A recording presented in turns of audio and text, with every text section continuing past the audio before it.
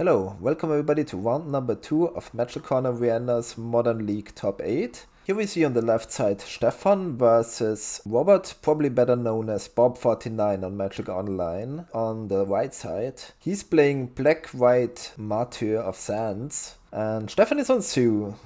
Let's see how it goes. Martyr versus Zoo. I will put up the Zoo decklist on screen for a second.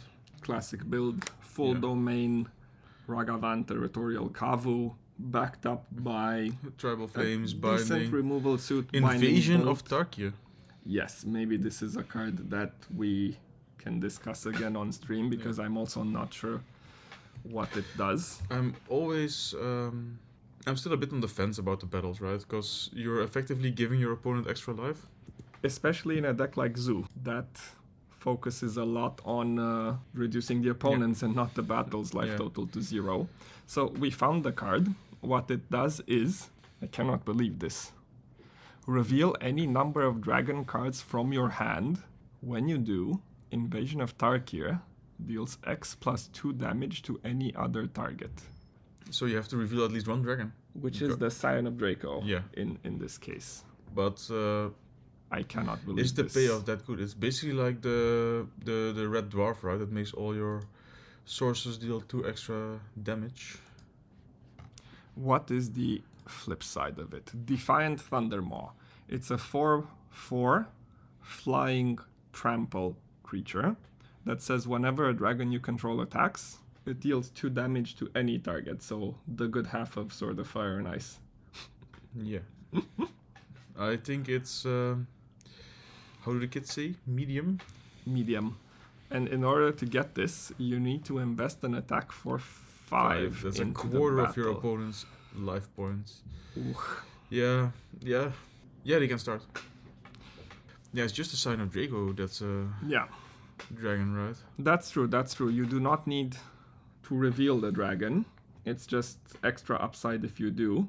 Yeah, it's but just like, 2 mana, 2 damage. Do you want to pay 2 mana, give your opponent 5 life to get a 4/4 flying dragon? Like the Sign of Draco basically does the same thing for 2 mana, right? It's a dragon. Yeah. What I was thinking, usually when you try to diversify your threats and include something like planeswalkers or, I don't know, lands, you do this against sweeper effects. But the sweeper effect here also leaves you unable to attack the battle to flip it later. And I'm thinking, like, if you think about 2 drops, is this better than a Tarmogoyf? That you just play for 2 mana and can start beating. And do absolutely nothing than play regular Magic to get the advantage out of. A 4 mana 4/4 trample plus removal built in is huge though. Yeah, it is. But not to mention that like the you have triggers to off jump of Scions, through more hoops than a circus artist to get to it, right?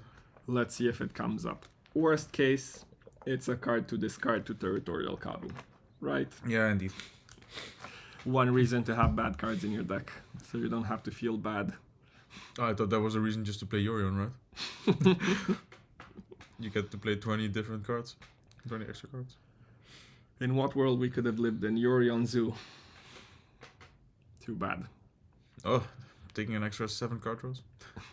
A mulligan from Robert. I'm actually very curious to see how this deck works because again, so am I.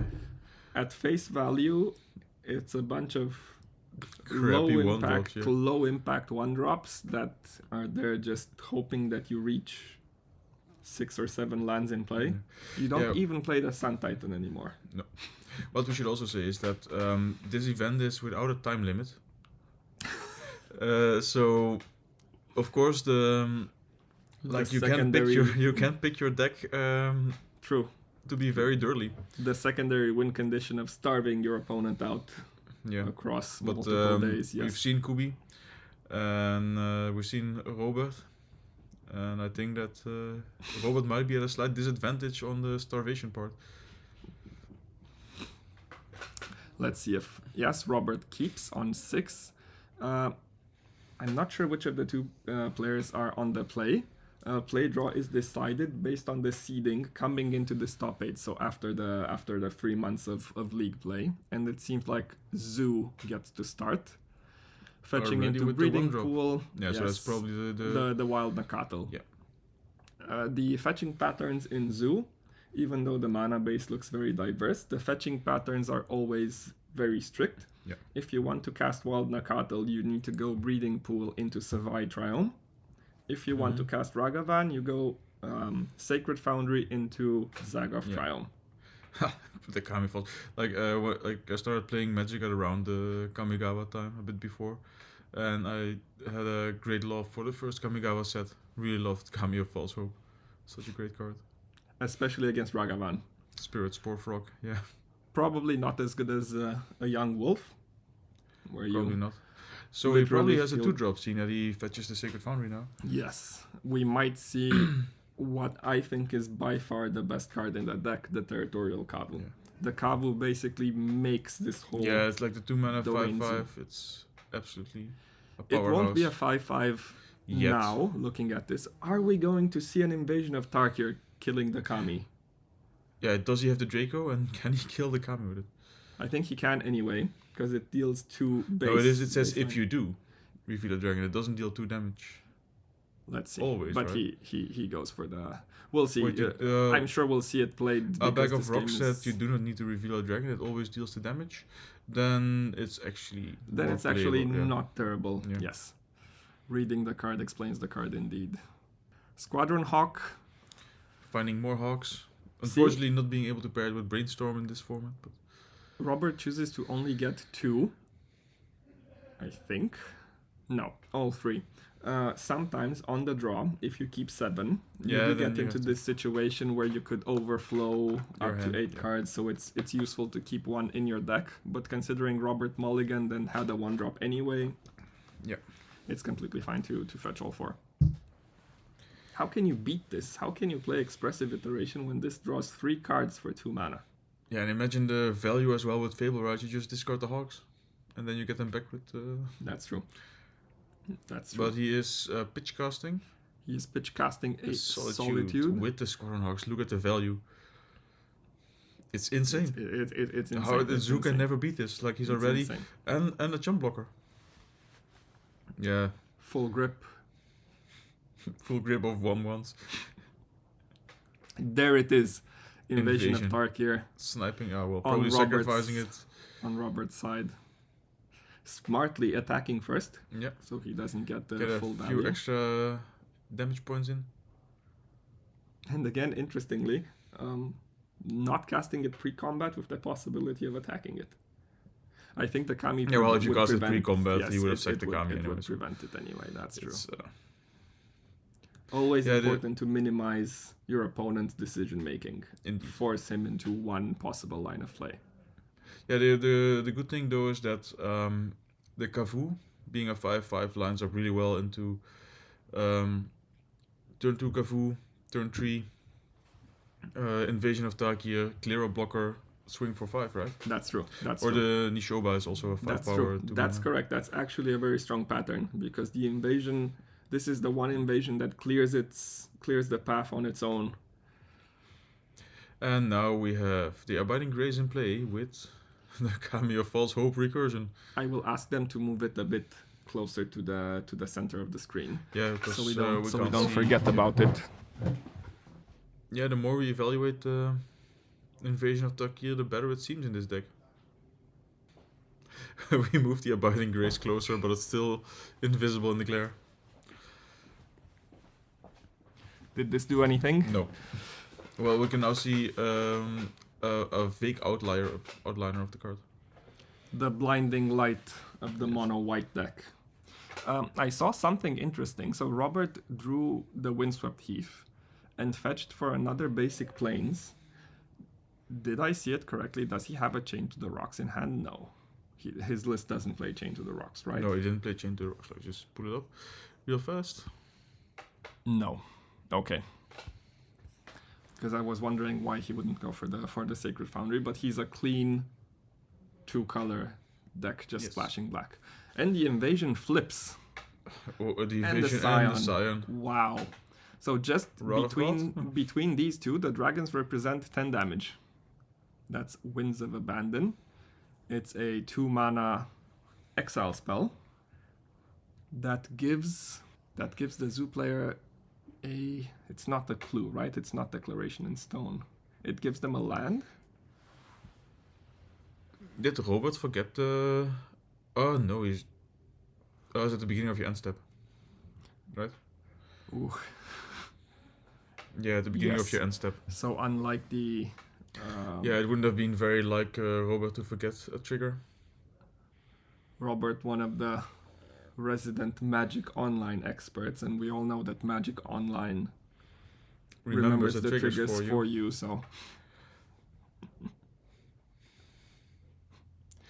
So, Kubi now thinking, how is he going to survive? To punch through any points of damage. He can't just he go needs, wide. He He needs has a to go leyline wide. binding, right? Yes. For the Well, enchantment. the Robert is already at 11, so it's like one more fetch and 2 Tribal Flames away from lethal as well. That's true. That's true. I see in Robert's hand a Serra Paragon. Mm-hmm.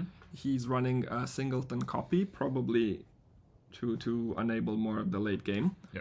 It is a 3/4 flying Can still, can still play with a block. cat. if needed. Kaya. There is Kaya.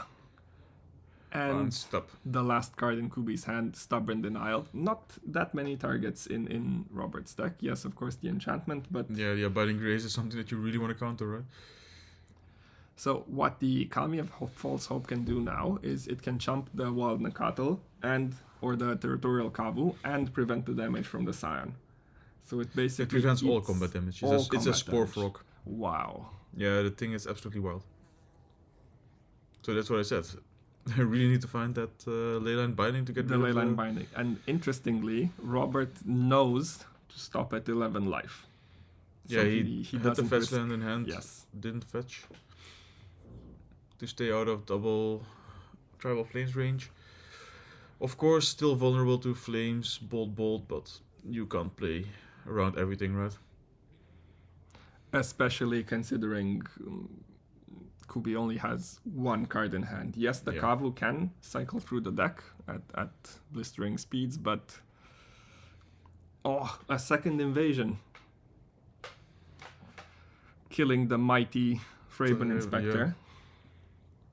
But still, you can't get through, right? Because the Kami prevents All combat all damage. combat damage. So this will not flip the battle in any way. The Kavu's second triggered ability also coming Removes in a card. clutch because it can remove the of course card. it can Yes, remove. Shouldn't he have pinged the Kami and then removed the Kami? Instead of pinging the Inspector. that's true. That is actually a very heads-up play. Instead of the Inspector, he could have Ping the forced Kami, the force the Kami. sacrifice for to the combat damage, and then remove the Kami. That's Would true. have, in my opinion, been a slightly better play, enabling him to actually start progressing. In terms of the beatdown chunking the again. life total. Yes, that's true. This is the huge advantage of playing with cards that you take out of your draft box. Yeah, like as I That said, no it's one- it's one of the first few sets that I played with. No So one I ever played, knows stupid what they Kami do. deck.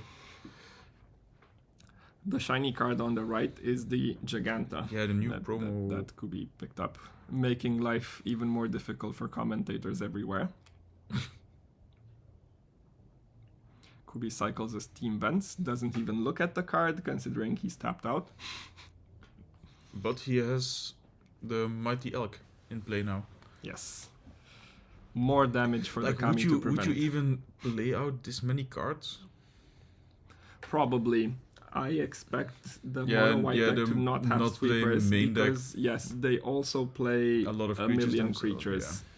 It wouldn't be unheard of, but how much does Winds of Abandon cost to get full value out of? What? Just play Rod of God, right?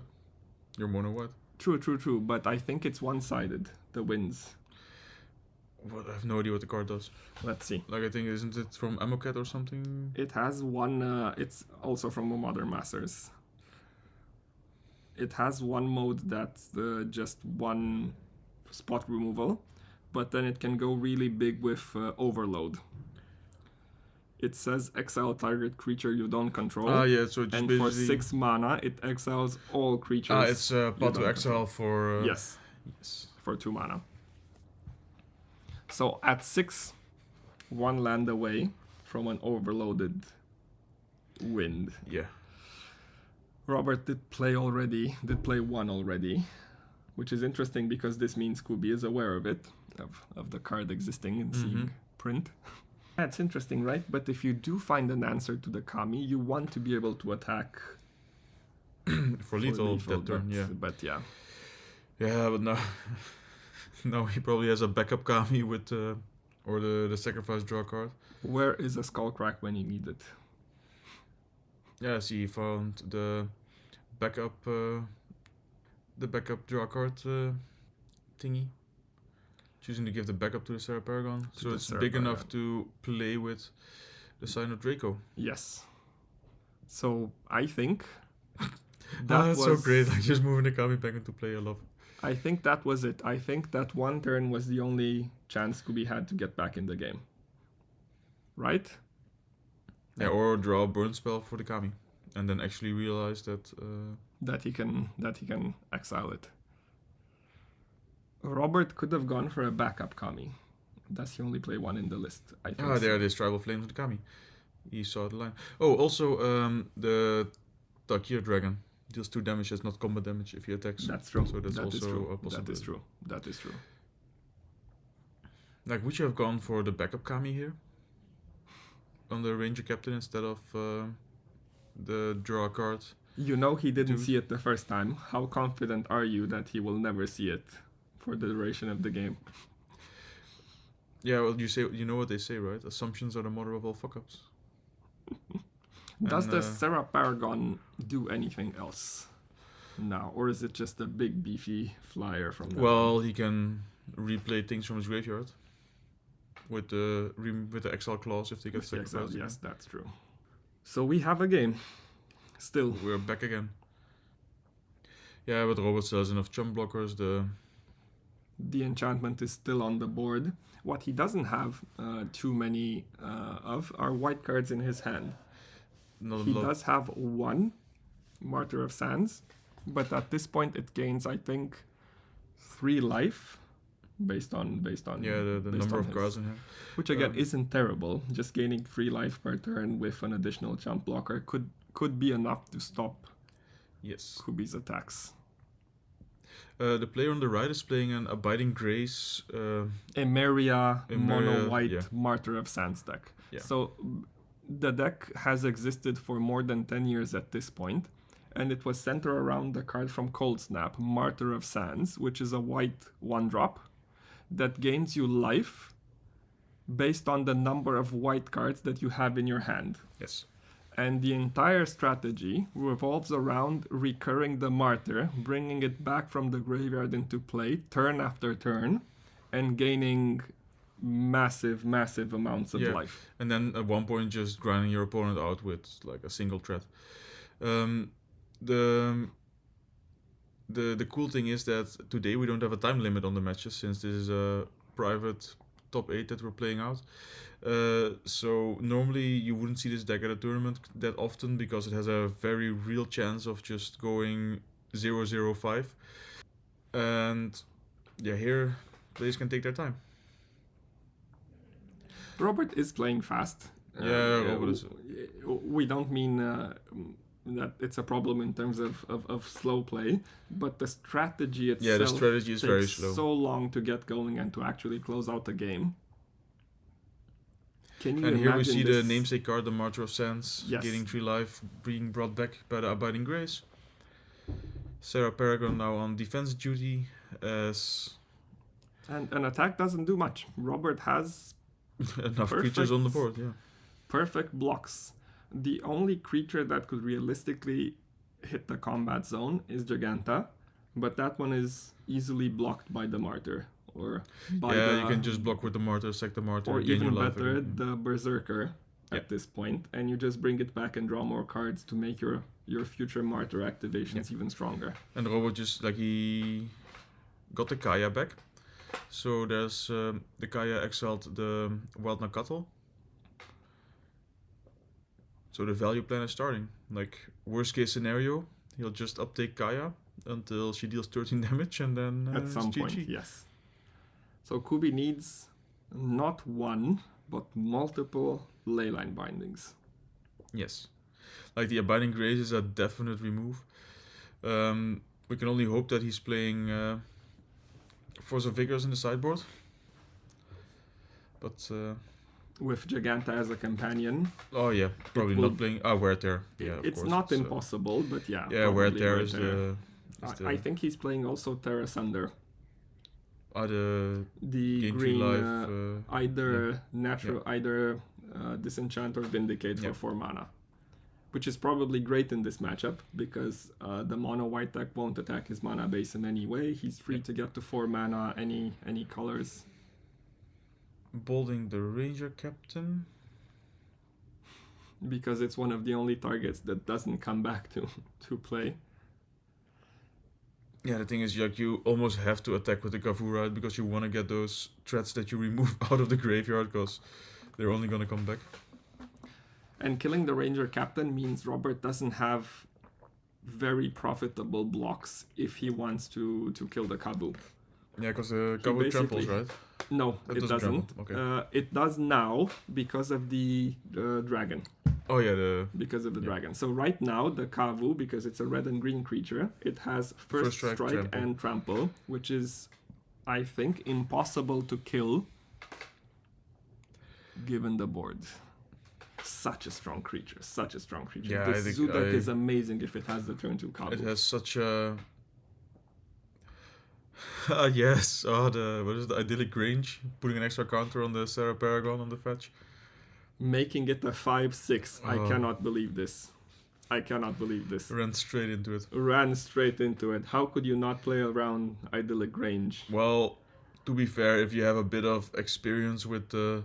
Oh yeah, the Giganta actually managed to flip the... Yes, dragon, because it attacked for 5. Still, I think the block was lined up well. You have to get the Kavu off the board to minimize the amount of draws that Kubi gets to draws find the graveyard manipulation. Yes. So now... Yeah, I must say I've also played into Idyllic Range more often than I would like to admit. Back in my days. I really think those... See, Eldraine lands are a design mistake. Look at the power creep, right? Back then you used to have Idyllic Range messing up the occasional combat, and now you have Mystic Sanctuary messing up the entirety of Legacy. And getting banned in Modern, right? Yeah. Yes. Yeah, but Modern gets to have Ragavan and Expressive Iteration, so that's all is fair. A fair trade. As long as you can't recur your Expressive Iterations with Mystic Sanctuary. Interesting. Robert drew a Solitude. Does this change the game? I think so. At this point, he can kill the dragon that came from the battle and make it much easier for sacking the Martyr for some maximum life value. He's already up to 24, so definitely not gaining 9 life of Tribal Flames range. No longer an issue. And he still comfortably has 5 mana up for the Solitude. He needs to play it, I think, at the beginning of combat, so the dragon won't get to attack. Yeah, but at this point, what is 2 damage, right? If you gain 9 a turn. What is 2 damage against the Might of the Alliance? You can... there's an argument to just take the 2 damage, sacrifice the Martyr, reveal your Solitude, gain 3 life of it, and then play the Solitude too. But you can also do all of that pre-combat. So yes, of course. And that's what we mean, right? You're at 11 life. At the moment, no way to kill your opponent. You're just amassing value. I don't think Robert is interested in ever killing the opponent or attacking. This is completely fine for him. It would have been... The best thing would have been to just include 1 millstone in the whole deck and just mill out your opponent. Old school. So this is one thing, and what I really like to do is, especially given that he's playing black, play 1 Cranial Extraction style effect, maybe even 1 of Surgical Extraction. Just have it there in your deck, because you can also win and get perfect information from the deck. See the entire deck. Yeah, that's actually cool. Probably not worth it, considering the risk that you actually draw it at some point in the early game. But knowing that... knowing how this match is going, Robert will have perfect information about his opponent deck anyway. Yeah. You never want to concede, right? You can't imagine yourself losing to the Kami of False Hope, so you keep on playing. You think it has to. If you have a time limit, like this game is so much in Robot's control at the moment. Kubi is in top deck mode. Robot has a few cards, has so much recursion, can continue to draw additional cards with the Bone Scar. What's his name? Yes, the black card on the right of his board. So now... he played it with the Sarah Paragon, so now it gets exiled. Yes. But he gains 2 life for it. Doesn't matter. What he's looking for now, I think, is the namesake of the deck, Emeria, the Sky Ruins. Yeah. Which says if you control... 7 or more planes. 7, right? Some number of planes already... You at the beginning of your upkeep, you can bring any card from any creature card from your graveyard straight into play. Yes. So you can recur Solitudes, you can have Ranger Captain of Eos coming in, locking the opponent out, getting you 1-drop every turn. It's basically... But also look at the restraint Robot is showing, right? Like he's not attacking, he is at 33 life, his opponent has 2 cards in hand, like he can easily take multiple attacks from Kubi, and he's still not attacking, holding it back, just waiting for the perfect moment. He has the Gaia that's upticking, he has the value engine that's running. What land is this? Is that the Mistveil Plains? The one that puts a card in the bottom of your library? Yes, and this is the probably 3rd engine of the deck.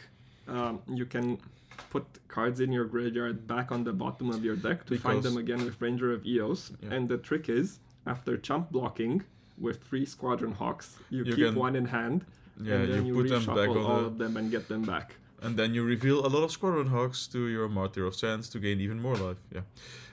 As we say, the deck has the real risk of... it can't even deck itself with the Mistfield Plains. Don't play this at home or at your FNM. Don't do this. Don't be this kind of person. Unless you, of course, value 50-minute rounds where you maybe go 1-1 and then have to call it on extra turns.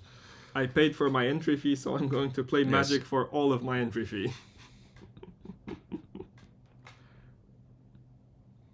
But it is really cool to see it. I think Sarah Paragon was one of the cards that got people the most excited when the set first came out. Yeah, and then it quickly fell off. It quickly fell off. It didn't really end up finding a home. Of course, I wouldn't call this deck a home specifically. Of course, it's very strong and fits into the game plan well. But the card seemed like it had so much more potential. But it's a 4-drop in Modern, right? It's a really hard spot to be in. That's true. And Kubi just doesn't want it anymore. Has had so enough. It's like, I don't care. Backs up his lightning bolts against the 13 plus life per turn. Let's see what they have to bring in. Let's start with Robert's deck, which is again already, I would say, perfectly set up here. Well, the Bird on the Giant Killer. Burnt and Giant Killer, maybe such a nice card as well. I March. really loved the card when it came out. Yes. So sad it doesn't see play. And he is playing one Wrath of God, one actual Wrath of God as Richard Garfield intended. Yeah. Would you bring it in? Probably. If you don't bring it in here, when do you bring it in? Yeah, well, this is the most creature-heavy matchup you can probably get, right? Probably. Yes, it has to be here. Do you know what Lost Legacy does? Yes, Lost Legacy is a cranial extraction effect. Okay. So probably there against creativity decks or the Amulet if Titan somebody borrowed his Titan deck, yeah. Yes, that's true. So something like that. Stony Silence doesn't really do much. Yeah, well, maybe Stony Silence against Hearses or Graveyard Hate. That's a good point. Let's check Kubi's deck, because I think that's where the interesting sideboarding decisions come in. So Giganta does limit your options quite a lot. But even then, what does he have? Oh, he did Suku consumes all. That's of course... yes, also for the first ability, which can clear out some blockers, but also for the graveyard exiling that lines up perfectly. Of course, Robert does have a turn 3 in between, where he can bring back with the enchantment. Minor misstep. Wow. Is it good enough against all the... It does counter and put the card into the graveyard. I feel like you're not getting enough value from the minor misstep. If it exiled, then for sure. Yeah, but the Rest in Peace definitely. Rest in Peace, Terra Sunder. Hidetsugu's Natural great. state exiles artifacts and enchantments with cost 3 or less, right? Yes, I think so. Yes. He can't play Nature's Claim because as a zoo deck, he values the 4 life that he would otherwise be giving the opponent. Maybe we will see that. Path to Exile, probably not good enough because all of Robert's creatures sacrifice to themselves. Yeah, you can nick the Paragon, but I think the Paragon is also only a one-off. So. Yes, if you get to that point in the game, I think. Plus, do you want to give the deck an extra planes? An extra planes, yes. Yeah. That's true. Let's see, Kubi again on the play. He did have the nuts. He did have a 1-drop into Territorial Kavu, and it was not enough. What would you have played? I've been looking for a new deck to. Yeah, because lately I've seen you play a lot of different things. I have played a lot of different things and Jank as well. I think I had. The Forge Tender against the Ragavan. Oh, just pack it up now. Just pack it up now. Wow. It's like, oh, what does this card do? Oh, it has pro red. Oh. Never didn't have it. It's still vulnerable to Leyline Binding. So Zagoth Tram into Binding does. And there we go. Modern. Modern. Can you sack it without a target? Oh yeah, because it prevents the Ragavan damage. It prevents the Ragavan damage. It prevents the Ragavan attack. So oh my there's god. The second. Yeah, let's go.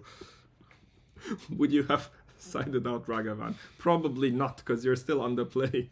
Yeah. But boy, is this difficult. Yeah, there we go. There's sacrifice that again. I cannot believe it. Turn 3 Abiding Grace, and we're done. So 2 turns in a row. The turn 1 Ragavan couldn't deal any combat damage. Yeah, this is the saddest monkey. Monkey got put in a cage. What a deck, what a disaster. Again, guys, please don't play this at your FN or wherever. But it is a bit fun to watch, I suppose. Or if you do play it, just play it every week so you're known as that guy or girl. It's like, oh, there's this person again. I'm in the 0-3 bracket, have to play against mono white. Probably in the 0-0-3 bracket. And then you think like, oh, finally I won 1 game. I'm 1-2. And then you're up against the 0-0. The tournament is shaping up, yeah. Let's see. Robert getting perfect mana, all his colors into play, staring down the Bane of Modern, Ragavan Nimble Pilferer. Does he have the enchantment? I think I saw it in his hand, but he didn't want to play it. Probably afraid of the stubborn denial. Even though Robert is a very, very patient player, right? He tries to play around basically everything. Like I lost to him on turn 3 on Thursday, I think. But yes, he does try to play around everything. Like he tries to play. Like, the guy has so many lines in his head that I don't even know. Like a yarn shop would be jealous of him. Like, the guy plays around everything. And if he doesn't play around something, it's something that he really can't play around. There we go. Ooh. The rest in peace. See, now, given that you play the Invasion and not the Tarmogoyf, you don't have to worry about anti-synergy. Oh, Giant Killer on the Draco? It's still not so bad. It's still not so bad, considering that the recursion aspect of the deck has been shut down, and you already went now you can go for the... Yeah, like... Now it's just getting value, right? Kubia just has to put the pressure up. He only has 1 2-power attacker against a full grip still from... Okay, Ranger. This Ragavan is never connecting. This is just not in the cards, I think. What I haven't been seeing is a lot of Cascade hate. That's true. Like Kubi plays the Tutor Fairy. The two missteps, quite slow. the two minor missteps as well. In addition to the 4 Stubborn Denials that he already has in his hand. And the Emeria deck main boards it with Ranger Captain of Eos. Indeed. You can wait for the Cascade trigger to happen, and in response to it, you sacrifice the Ranger and basically counter the Crashing Footfalls or the Living End. Because you have 1 Cascade player, like 1 Rhinos player. These decks at some point used to run, I think, Deafening Silence. Yes, you can only play one non-creature spell. One non-creature spell per turn, and at some point the spell just doesn't hurt you at all because you're all creatures and don't even cast them. They come back straight onto the problem with the non-creature spell is that Shardless Agent is, of course, a creature. That is true. Let's see. How can... Yeah, it's the duality of the zoo player, right? You have to really think about all your turns. All your turns, yes. 1/3/3 and a Tribal Flames on the battle. Does this work? It's any target, right? It's any target, that's true. It's not as just long as it's attacking. Okay, so again, more synergy for this battle in the zoo deck. That is actually great. I'm almost sold, I think. You're sold? Yeah. You wanna? Are you? Is this like I've seen you play zoo as well, right? Yes. Is this what's gonna happen? I'll try it for sure. Again, given that it's a 5-color deck, every week you can try out some new jank in your list. Why not? Invasion of Alara, 5-color battle. I don't know. I was tempted. There are definitely a few things you can try. I think the secret is going turn 4 Omnath into turn 4 Fetch Land and Invasion of Alara, or turn 4 or turn 5 Omnath into Invasion on the same turn. Yeah. I think this is the next deck I'll play. Back to our gameplay. What is that land? It's not the Emeria. The land that Robert just tapped. It's the Mistveil Plains again. No, the Idyllic Range. The +1/+1 counter, as you can see. Okay, because the Ranger has 2 counters. Yeah. One from the training and one from the Idyllic Range. Yes, that's true. How do you get through this board? How do you get through this board? Well, I mean, the Chunky Dragon is slamming for that's true. 6 if it doesn't get tapped. I mean, it keeps getting tapped by the Giant Killer. But at least now that the Ranger had to trade with the Nishova Brawler, now the 1-drops are free to attack. I think Robert has to have some other one Wrath of body. God. Wrath of God. Would you say bye-bye to the Giant Killer in this situation? Of course. Well, the 1 Giant Killer versus 4 creatures. Like, the only thing the Giant Killer is doing is keeping one of these creatures at bay, so Wrath of God keeps them all at bay. Ah, he's attacking. Is it the Wrath of God? It has to be. He took it. There we yes. Go. Stop. There's the 1 card in hand. Stop. No, it's just the Wrath of God. So Robert just naturally drawing his 1 of Burnt Forged Thunder turn 1, his 1 of Wrath of God, and I think the Kami was a 1 of as well. Oh yeah, you can also gain life with Abiding Grade if you don't have anything to recur. I was thinking, why would you play it out with Martyr? Oh, Dash the Martyr sense. Gets a Martyr. Oh, easy beater, right? Easy. I would definitely play that. And the important part is that it's never on Robert's side of the board. I would have even... with the Rest in Peace, it's no longer relevant. Yeah, but you could have also considered not casting it just to be sure that it never hits the graveyard. Yeah, definite Chad. Definite Chad. And the Hardcast Solitude. Just when you thought... Oh. Yeah, now sack it for life. Do it. No. You could technically reveal 0 cards. I feel so nostalgic seeing Martyr of Sands, Wrath of God, Kami of False Hope. It really brings back the good old days. Do you remember when they first brought out Extended? And I was so baffled by the fact that people would go fetch land into shock land for a 1/1 creature. It's like, why would you pay 3 life? Just play basics, man. Back then, and the creature was also Wild Nakato, Grim Lavamancer. Yeah, didn't they ban Wild Nakato? Mog Fanatic. Yes, but this was later. Was this was much later. Not even at the inception of Modern. Yeah, Mog Fanatic was so great. We would go fetch shock for Mog Fanatic at some point. Yeah. Or Isamaru, Hound of Konda. Oh yeah, Isamaru. Oh. They're good memories. So more Solitudes. Again, it was looking good for, I think, 1 turn, but the sequence of Wrath of God into Solitude. Yeah, just and like turns look, that everything Fear around. Binding Grace giving him 3 life per turn, and then the Solitude also 3 life. Like, oh, you can also see a robot like not trusting the phone, not relying on modern technology. Just good old. Invasion taking care of the Solitude and getting instantly flipped by Tribal Flames. And Well, both players are in top deck mode, right? It's a 2/2. Yes. Oh, did he forget the life from a Binding Grace? No, he didn't.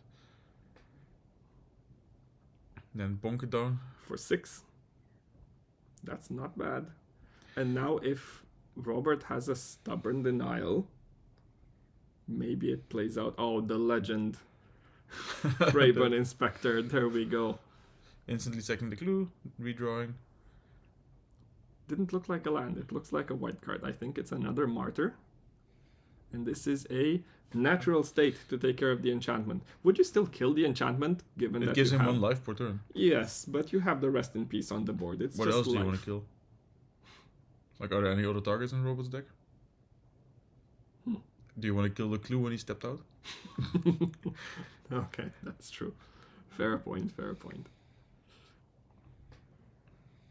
Surprisingly, I know that there is one target. It's a Walking Ballista. Oh yes, indeed. He is playing a 1-of Singleton Walking Ballista. Although we're still far off, it is going to be lethal soon. At one point. But we know Robot is not playing for soon, right? Like, Robot is playing for somewhere in the distant future, when the table has been turned to dust and your opponent's will has been shattered. You will find... Future archaeologists will find fossils, and they will say these people were playing Martyr of Sands. What Yeah. a primitive culture. Well, I must say, like, I've played against Scooby a few times, and he has a tendency to at one point just say, fuck it, I don't want to play anymore. And then just starts playing sloppy. Yeah, but where's your mental fortitude, man? Like, have you not been through the dregs of Eldrazi winter? Have you not? I don't know, once the opponent's life total gets into the triple digits, Still not infinite. I start, yeah. Oh, a lightning bolt on the Thraben Inspector. Whew. Getting that Getting the value way back. clear for Yes. Giganta. Again, would you cast it? What if he draws a Ranger Captain or something that... What? I would definitely cast a Giganta. Or No, you mean no, the no, bolt? the bolt on the Thraben Inspector. It's not gonna kill you in 15 turns, right? Although, if you know about the Ballista, you want to keep your Yeah. life total as high up as possible. Is this the degenerate magic we're playing now? It is. So there's a Giganta. The and 8-hand card, yeah. in case you don't see it that well, there is an Invasion of Tarkir still. Yeah, the on Ranger Robert's Captain. side. There it is. What shall I get? Extra card draw? More Kamis? Yeah, more card draw. No, the commentating is such a rewarding job, right? To be fair, we did this to ourselves. Yes. They asked us which feature match would you like to have for this round, and of course we wanted to see Robert's innovative offbeat deck, but yeah, here we are. I would say we do it again next round, right? Giganta goes bye-bye, swept by the winds of Abaddon. Or Abandon?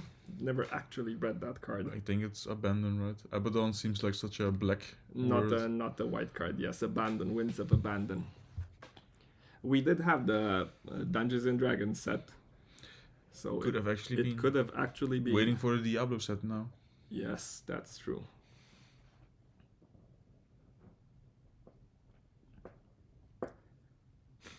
Yeah, what more can we say about this matchup?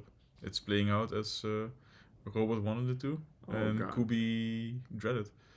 Another Ranger Captain. Again, it looks I think for one turn, it looks as if Kubi can climb back into it, but then one turn cycle moves forward and Robert has full control again. It's That's insane. the problem of Domain Zoo, right? Like, problem it tries to win really fast, and after that you don't really have a lot of ways to grind it out. It's not terrible at doing so, because it does have some comeback mechanisms with the removal, with the Kavu, Yeah. even with Giganta. And the of reach course, is if you huge, the huge reach, yeah. But reach doesn't matter if your opponent is gaining X amount of life each turn. Which he isn't, because Well, he of is, the rest because in the peace. Abiding Grace gains Yes, into life each turn. gains Like, into it's life, absolutely that's true. stupid.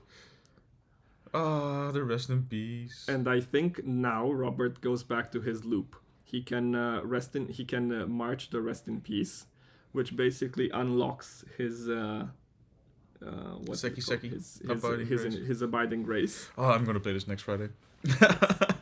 But the Abiding Grace only brings back 1-drops. Yeah.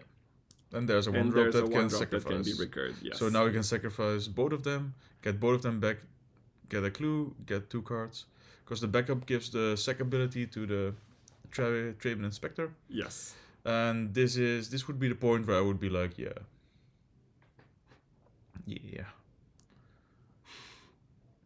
A binding gives Kubi 1 attack.